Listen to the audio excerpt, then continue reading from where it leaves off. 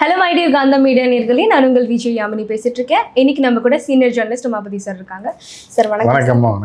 நலமா இருக்கீங்களா சார்? நல்லா இருக்கேம்மா. சொல்லுங்க சார். மாடர்னைசேஷனுங்கிற பேர்ல மறுபடியும் இந்த மாதிரி விஜய் டிவி புதுசா நிறைய விஷயங்கள் கொண்டு வந்துட்டு இருக்கு. ஏன்னா கொஞ்ச நாள் முன்னாடி தான் நான் வந்துட்டு செகண்ட் லவ்ங்கிற ஷோ பத்தி பேசிட்டு போனேன். அதுக்கப்புறம் இப்போ வந்து அதாவது பிக் பாஸ் காமன் மேன் அப்படிங்கிற ஒரு ஷோ வந்து லான்ச் பண்ணியிருக்காங்க. 10 நபர்களை வந்துட்டு கண்டஸ்டன்ஸ் எடுப்பாங்க. அது காமன் மேனாக இருக்கலாம், செலிப்ரிட்டிஸாக இருக்க தேவையில்லை, ஜென்ரலாக நம்மள மாதிரி காமன் மேனாக இருக்கலாம் அப்படிங்கிற மாதிரி சொல்கிறாங்க. ஸோ இது நீங்கள் எப்படி பார்க்குறீங்க? இந்த ஒரு விஷயம் டிஆர்பி ஏற்றுறதுக்காக வந்துட்டு கொஞ்சம் என்ன சொல்கிறது, பப்ளிக் இன்வால்மெண்ட் இருக்கணுங்கிறதுக்காக பண்ணுறாங்களா, இல்லை எதுக்காக இப்படி புதுசாக பண்ணிக்கிட்டே இருக்காங்க சார்? புதுசாக பண்ணாதானமா தொழில் நடத்த முடியும். பழசே பண்ணிட்டு இருந்தால் எப்படி இது பண்ண முடியும்? புதுசாக தான் கண்டுபிடிக்கணும். புதுசாக ஒரு டெக்னாலஜி வருது. இப்போ பழைய ஃபோன், பட்டன் ஃபோனே இருந்துகிட்டு இருந்துச்சுன்னா நீங்கள் எப்படி யூஸ் பண்ணுவீங்க, எப்படி வாட்ஸ்அப்பில் அனுப்புவீங்க, எப்படி பேசுவீங்க, நெட்டு எப்படி பார்ப்பீங்க? புது மாடலாக வந்துட்டு இருந்தால் தானே அது அப்டேட் ஆக முடியும்.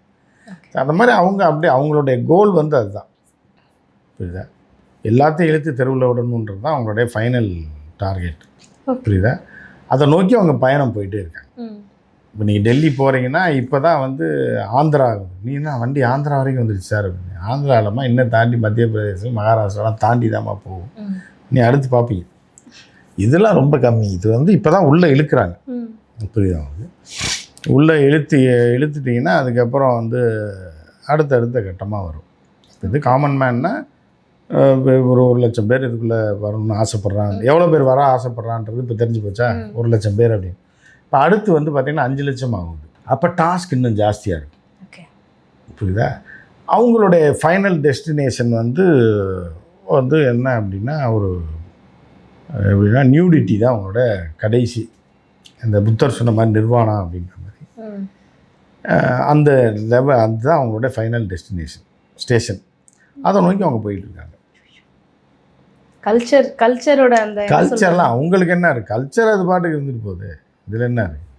இப்போ எதை தான் நீங்கள் அதாவது பேட்டியும் எடுத்து போட்டுறீங்க யூடியூப்பில், அப்புறம் வந்து ஏதாவது காமெடியும் பண்ணிடுறீங்க, கருத்தியலும் பண்ணிடுறீங்க, அறிவுரையும் சொல்கிறீங்க, பிரியாணி ஆக்குறதையும் எல்லாத்தையும் காமிச்சிட்டீங்க. அப்படி என்னத்தை பார்க்குறதுக்கு வேறு என்ன இருக்குது அப்படின்றது தான் அவங்க அதில் இறங்குறாங்க.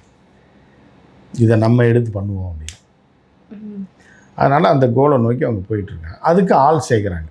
அதுக்கு முதல்ல பிச்சைக்காரன் போனவன் வந்தவன், பலூன் அக்கா, பீரோ அக்கா, இதெல்லாம் கொண்டு வச்சு இவங்கெல்லாம் செலிப்ரிட்டியாக காமிச்சு சாதாரண இருக்கிறவங்களும் நம்ம வந்து இப்படியே இருந்தோம்னா வாழ்க்கையில் வீணாக போயிடுவோம் அப்படின்னு சொல்லி கொஞ்சம் கொஞ்சமாக அவங்கள மனசை மாற்றி நம்மளும் இப்படி இருந்தால் தான் செலிப்ரிட்டி ஆகும்னு சொல்லி இப்போ ஒரு கூட்டத்தை ஒரு 1,00,000 பேரை ஆசைப்பட வச்சுருக்காங்க. அடுத்து அது 2 லட்சம் 5 லட்சமாக மாறும். இப்போ இப்போ 10வது இதில் வரும். 15ல் வரும்போதெல்லாம் 2 பீஸில் வந்துடுவாங்க எல்லோரும். அதுதான் அவங்களோட இது.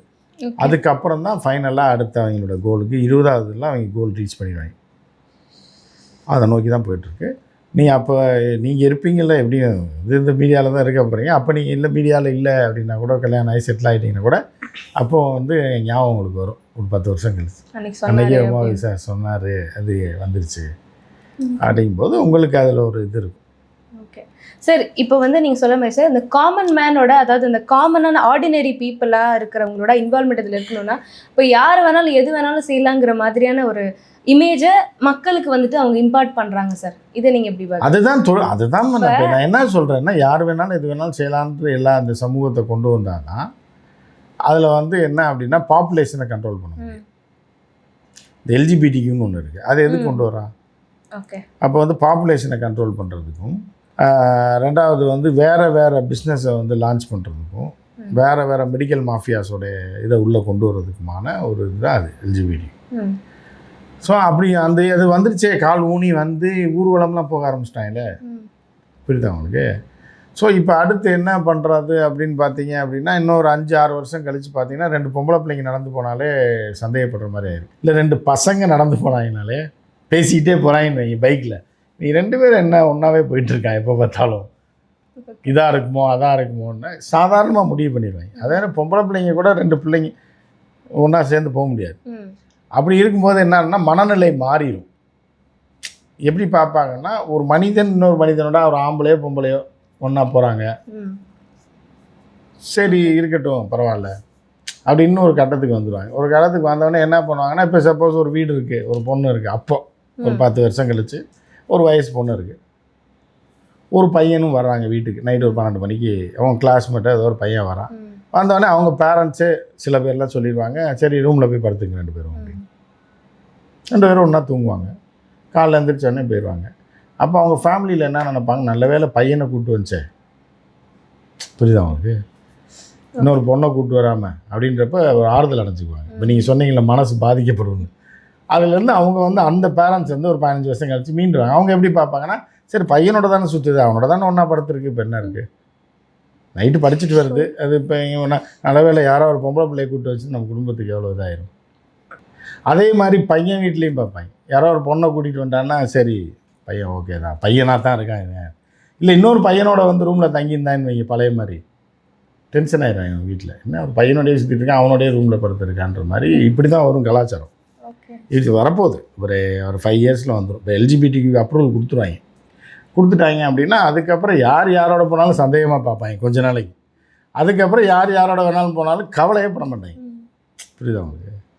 ஸோ இப்படி ஒரு இது வந்து இன்னொரு 10 வருஷத்தில் வந்துடும். இப்போ 26ல் 31 எலெக்ஷனுக்குள்ளேயே வந்து இந்த எல்ஜிபிடிக்யூலாம் கன்ஃபார்ம் ஆயிரும். அப்புறம் 40ல் பார்த்தீங்க அப்படின்னா எல்லாமே கேஷுவலாக இருக்கும். அப்போ வீட்டில் எல்லாம் கேட்பாங்க, என்ன பொண்ணுக்கு என்ன பண்ணியிருக்கீங்க, மேரேஜ் பண்ணியிருக்கீங்க, ஆமாம் ஒரு பொண்ணு பார்த்துருக்கேன் அப்படின்னு. அவளே ஒருத்தர் ஒரு பொண்ணோட பழகிட்டு தான் இருக்கா. இது ஒரு பையனும் கேட்குறான் வந்து கல்யாணம் பண்ணிக்கிறேன்னு, ஆனால் இவ ஒத்துக்க மாட்டேறா, பொண்ணு தான் வேணுன்றா. ஏன்னா டைவர்ஸ் ஆயிடுச்சுன்னா பார்க்கலாம், இன்னொரு பையனை வேணால் பண்ணிக்கலாம், இப்போதைக்கு பொண்ணோடே இருக்கேன், கல்யாணம் பண்ணிக்கிறேன் அப்படின்றா. அப்படின்ற மாதிரி ஒரு உட்காந்து பேசிக்குவாங்க பெண்கள்லாம்.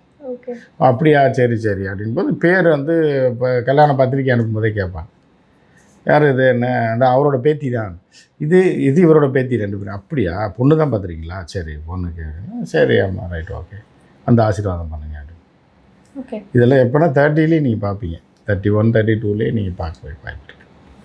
அப்படி இருக்கும்போது அதை வந்து முன்னிலைப்படுத்தி இவங்க அட்வான்ஸாக போகிறாங்க. எதிராக பிக் பாஸ் இல்லை பிக் பாஸே வந்துட்டு நிறைய விஷயங்கள், அதாவது என்ன சொல்கிறது, ஜென்ரலான ஒரு ஃபேமிலியில் நிறைய சண்டை சச்சரவுலாம் ஏற்படுறதுக்கு காரணமே பிக் பாஸ் தான் அப்படின்னு சொல்லி அது கொஞ்ச நாள் அதாவது ஓடலை உண்மை சொல்ல போனால். இப்போ வந்து பிக் பாஸ் காமன் மேன் இப்போ வேறு இதில் கொண்டு வராங்க, அதுதான் வேறு மாதிரி கொண்டு போவாங்க. இப்போ அதுதான் சண்டை வேண்டாம், சமாதானமாக எல்லாம் ஒன்றா போயிடலாம், நீ அவனோட போய் இவளோட போட்டு அவனோட போட்டு, இப்படி ஒரு கான்செப்ட். அதனால் இப்படி வராங்க.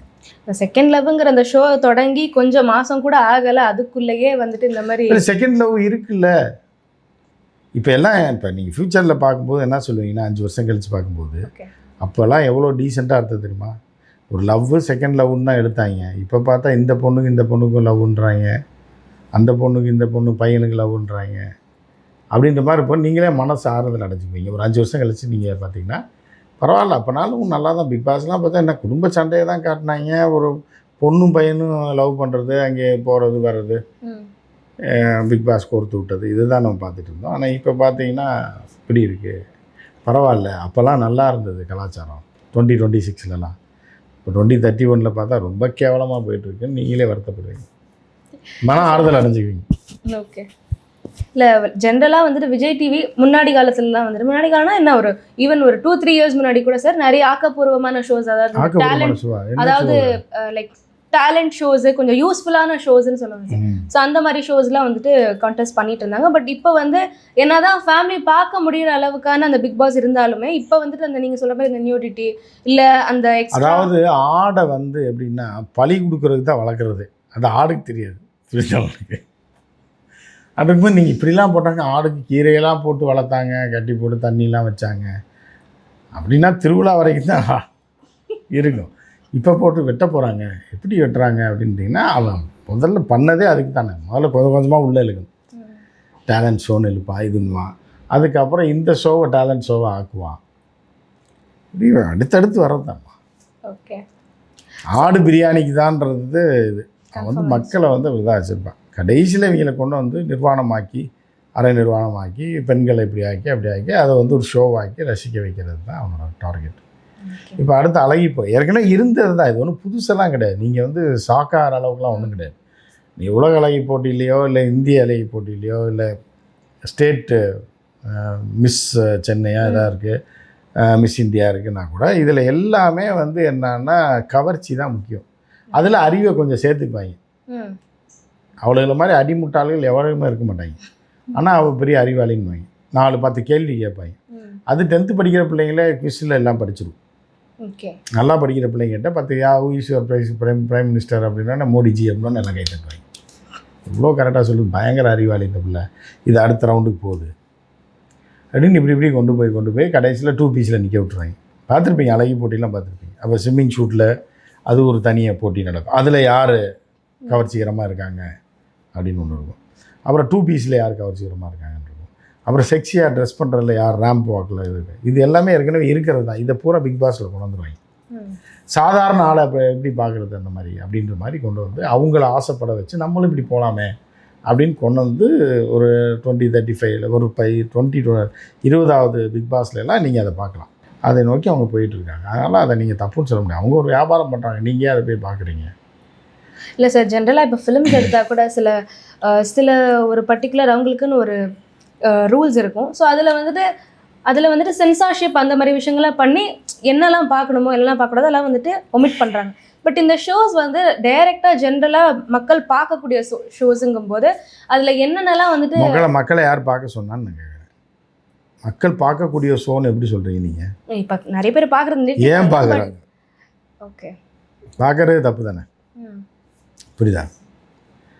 ஸோ அதுதான் இப்போ மக்கள் இப்போ ரோட்டில் போகிறாங்க, திடீர்னு லாரி வருது, தண்ணி லாரி, உள்ளே குதிச்சிருவாங்களா? புது டயர் போட்டு வருது, புது லாரியாக இருக்குது, நம்ம இதில் விழுந்து செத்தோம்னா நல்லா இருக்குன்னு எல்லாம் குதிப்பாங்க. இந்த லாரி பார்க்கவே அட்ராக்டிவ். இந்த கார் சூப்பர் காராக இருக்கு, பிஎம்டபிள்யூவில் டாப் கிளாஸ் மாடல் போல்.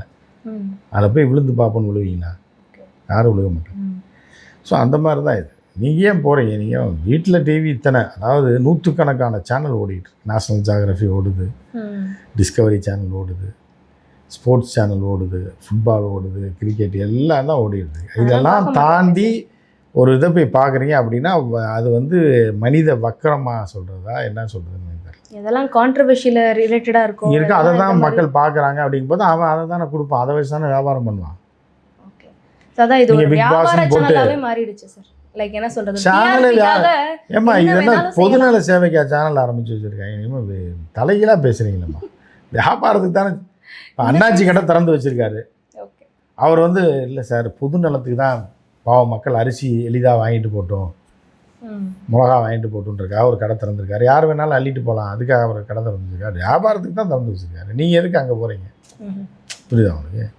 நீங்கள் போனீங்கன்னா நீங்கள் அப்படி இருக்கிற இப்படி இருக்கிற வக்கர பிடிச்சவங்களுக்காக ஒரு ஷோ நடத்துகிறான். அதை எல்லாரும் பார்க்க மாட்டாங்க. பிக் பாஸ்லாம் பார்த்தீங்கன்னா 80% குடும்பத்தில் பார்க்க மாட்டாங்க. இவங்களா ஓட்டு போட்டுவாங்க. எப்படி தாவேக்கா ஜெயிச்ச மாதிரி தான். அவங்களா ஓட்டு போட்டு அவங்களா ஒரு பொய்யை பரப்பி விடுவாங்க. இது இப்படி பண்ணார் அப்படி பண்ணாருன்னு பரப்பி விட்டு, இது மாதிரி மாஃபியாக்கள் தான் அவங்க அந்த சேனல் நடக்குது. அவங்க வந்து அது பிஸ்னஸாக பண்ணுறாங்க. நீங்கள் உங்களுக்கு பிடிக்கலன்னா ஏன் போகிறீங்க? அது அவங்களோட இது அப்படி தான். ஓகே, இல்லை அந்த ஆடிஷன்ஸ் இருக்கும்போது கூட சில நார்மலான பீப்புள் வந்தாங்க, நீங்கள் எதுக்கு வரணும், அதாவது நார்மலான பீப்புள் தான் நாமினேட் பண்ணுறாங்க அப்படிங்கிற மாதிரி இருக்கும்போது அந்த கண்டஸ்டண்ட்டை இந்த ஜட்ஜஸ் கொஸ்டின் கேட்கும்போது நாங்கள் உங்களை எதுக்கு செலக்ட் பண்ணணும், உங்களுக்கு தான் இவ்வளோ ஃபெசிலிட்டிஸ் இருக்கே அப்படின்னு சொல்லிட்டு ஒரு கண்டஸ்டண்ட்டை கேட்குறாங்க. கண்டஸ்டன்ட் பதிலுக்கு ஜட்ஜ்கிட்ட உங்களுக்கு கூட தான் வந்துட்டு ஃபெசிலிட்டிஸ் இருக்குது, நீங்கள் எதுக்கு ஜட்ஜ் பண்ணுறீங்க அப்படிங்கிற மாதிரிலாம் பேசுகிறாங்க. ஸோ இது வந்து ஒரு ஆர்கியூமெண்ட் செஷன் மாதிரி தான் பார்க்க. ஆமாம், அப்படி தான் இருக்கும். குண்டக்க மட்டாக்க பேசி இருக்கிறத அதாவது ரெகுலராக, அதாவது என்னென்னா மனுஷனை வந்து நாய் கடிச்சதுன்னா அது செய்தி கிடையாது. நாயை மனுஷன் கடிச்சிட்டான்னா எப்படி இருக்கும்? ஆச்சரியமாக பார்ப்பீங்களா இல்லையா? அதான் ஜேர்னலிசத்தோடைய தத்துவம். ஒரு லைன் சொன்னால் என்னென்னா, எது நியூஸ் அப்படின்னு கேட்டால், நாய் வந்து மனுஷனை கடிச்சுன்னா அது செய்தி கிடையாது. இப்போ தெருவு நாய் எல்லாத்தையும் கடிக்க தான், அதுக்காக தான் அது இருக்குது அப்படின்ற மாதிரி. அதே நாயை போய் மனுஷன் கடிச்சிட்டான்னு வைங்க. இப்போ நீங்களே ரோட்டில் நடந்து வந்துட்டுருக்கீங்க, ஒரு நாய் விரட்டி ஒருத்தனை கடிக்குதுன்னா பயந்து ஓடி போயிடுவீங்க. அதே இது ஒரு மனுஷன் ஒரு நாயை பிடிச்சி கடிச்சான்னு வைங்க, நீங்கள் ஒன்று நின்று ஒரு பயத்தோடு சேர்ந்து அதை பார்க்கணுன்னு உங்களுக்கு தோணும். எப்படிடா இவன் நாயை கடிச்சிட்டான் அப்படின்ற மாதிரி. ஸோ அதுதான் வந்து அந்த மாதிரி தான் அவங்க பண்ணுவாங்க. ஸோ அந்த இன்ட்ரெஸ்ட்டை தான் வந்துட்டு பொதுமக்களை வந்து நாய் இப்போ கடித்த பொதுமக்கள் தனி, நாயை கடிக்கிற மக்கள் தனி, அவங்கள தனியாக பிக்கப் பண்ணி வைக்கிறது தான். ஒரு அம்மா நைட்டியோடு ஓடி வந்திருக்கு, அது ஒன்றும் தப்பே இல்லை. நைட்டி நீங்கள் வந்து பார்த்தீங்கன்னா சந்தானம் காமெடியெலாம் வரும். ஓகே, அந்த மாதிரி நைட்டி போட்டு பல பேர் பலசர கடைக்கு போகிறதும் வர்றதும் இருக்கிறவங்களும் இருக்காங்க. இல்லை அவங்களே வந்துட்டு ஃபோர்ஸ் பண்ணி நீங்கள் இதுதான் பண்ணணும் அப்படிங்கிற மாதிரிலாம் சொல்கிறாங்கிறது தான் கம்ப்ளைண்ட் வந்திருக்கு. லைக் எனக்கு என்னம்மா நீங்கள் காமெடி பண்ணுறீங்களேம்மா உங்களை என்ன உங்களை யார் அங்கே போக சொன்னா? அவங்க வந்து உங்கள் வீட்டுக்கு வந்தாங்க, நான் வந்து ஃபோர்ஸ் பண்ணி நீ இதை பண்ணு அதை பண்ணு.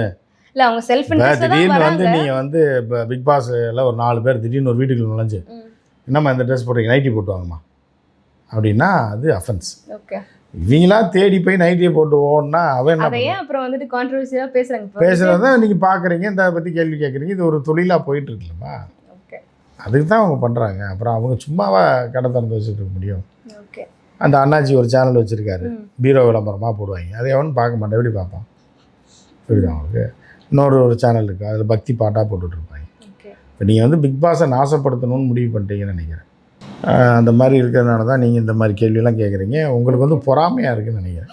புரியுதா? நம்ம பிக் பாஸில் போக முடியலையேன்னு நினச்சி இப்படி பண்ணுறீங்க அப்படின்ற மாதிரி கூட இருக்கலாம். நம்ம செலக்ட் ஆகலையே அப்படின்ற மாதிரி இருக்கலாம். ஸோ அப்படி சில பேர் இருப்பாங்க. ஸோ அதனால் அது எது எது நடக்குமோ அதெல்லாம் நடந்துக்கிட்டே தான் இருக்கும். நீங்கள் போட்டு மனசை குழப்பக்கூடாது. ஓகே, உங்களுக்கு பிடிச்சா பார்க்க போகிறீங்க, பிடிக்கலைன்னா வேறு வேலையை பார்க்க போகிறீங்க, இல்லை வேறு சேனல் பார்க்க போகிறீங்க. புரியுதா? இதுதான் இது. நீங்களாம் போய் பார்த்து எல்லாம் பண்ணிவிட்டு அவன் எப்படி பண்ணுறான் அப்படின்னா இன்னும் உங்களை யார் அங்கே போச்சோன்னா? இப்போ 7 கோடி பேரில் 1 லட்சம் முட்டாள்கள் தானே போயிருக்காங்க.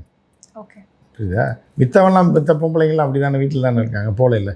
சில பேர் வீட்டுக்குள்ளே இருந்தே போக முடியலையேன்னு நினச்சிக்கிட்டு இருக்கவங்க இருப்பாங்க. மனசெல்லாம் பிக் பாஸோட தான் இருக்கும், ஓகே நினச்சிட்டு இருப்பாங்க. ஆனால் வீட்டில் சாம்பாரும் சட்னியை நவாப்பழ சட்னி அரைச்சிட்டு இருப்பாங்க. ஸோ அப்படி ஆட்களும் இருப்பாங்க. ஸோ இதில் வந்து என்ன, சில பேர் துணிஞ்சு நைட்டியோடு போயிடலாம் அப்படின்னு போகிறவங்களும் இருப்பாங்க. இப்படி அந்த தானே இப்போ இதாக இருக்கும் பார்க்குறது, அந்த மாதிரி தான். ஸோ இது வந்து ஒரு ஷோவாக பார்க்கணும் அப்படிங்கிற மாதிரி சொல்லிக்கலாம் சார். ஒரு பர்சனலாக அதை ஏன் பார்க்குறீங்கன்னு நான் கேட்குறேன். திருப்பி ஷோவாக பார்க்கணுமா? இது பார்த்துட்டு வந்து நீங்கள் இவ்வளோ இது நடந்திருக்குன்னு கேள்வி வேறு கேட்குறீங்க. உங்களை யாருக்கு ஏன் உலகத்தில் எவ்வளோ விஷயம் இருக்குது, புரியுதா உங்களுக்கு? அதெல்லாம் விட்டு இப்போ நீங்கள் போயிட்டே இருக்கீங்க, பசிக்குது, நேரம் மெடிக்கல் ஷாப்பில் போய் ஏதாவது மாத்திரை வாங்கி சாப்பிடுவீங்களா? இல்லை டீ கடை இருக்குது, பன்னு விற்கிது, அதை சாப்பிடுவீங்களா? இல்லை ஹோட்டலில் போய் இட்லி சாப்பிடுவீங்களா? நீங்கள் பசிக்குதுன்னு மெடிக்கல் ஷாப்பில் போய் ஏதோ ஒரு தூக்க மாத்திரை எடுத்துன்னுட்டு அங்கேயே மயங்கி கிடந்தீங்கன்னா மெடிக்கல் ஷாப்காரன் மேலே குற்றம் சாட்ட முடியுமா? அது விற்றதுனால தான் வாங்கினேன்னு. அதுதான் உங்களுக்கு என்ன தேவையோ அதைப்படி நான் எடுத்து பேசாமல் இருக்க வேண்டியதான். நீங்கள் அவனை குற்றம் சாட்டுறதுல பிரயோஜனமே கிடையாது. புரியுதா? இந்த உலகத்தில் எல்லாமே தான் நடக்குது. பப் இருக்குது, பார் இருக்குது, அதுக்காக போய் எல்லாம் குடிச்சிடறாங்களா? பிள்ளைங்களாம் போய் ஆடிட்டு தான் இருக்காங்க சனிக்கிழமை வெள்ளிக்கிழமெல்லாம். ஆக எல்லோரும் அங்கே போயிடுறாங்களா? அது இது ஓரத்தில் நடந்துகிட்டு இருக்கும், இது ஓரத்தில் நடந்துகிட்ருக்கும். கோயிலுக்கு போகிற பிள்ளைங்க கோயிலுக்கு போயிட்டுருக்கோம், சர்ச்சுக்கு போகிற பிள்ளைங்க சர்ச்சுக்கு போயிட்டுருக்கோம். அப்படி ஒவ்வொரு தரப்பும் ஒவ்வொரு மாதிரி இருப்பாங்க. அதனால் இதையும் போட்டுக்கோ, ஈச்சோ என்ன இந்த பொண்ணு இப்படி இருக்குது, வெள்ளிக்கிழமை ஆனால் ஷார்ட்ஸை போட்டு அங்கே போய் ஆடுதுன்னு நீங்கள் ஏன் கவலைப்படுறீங்க?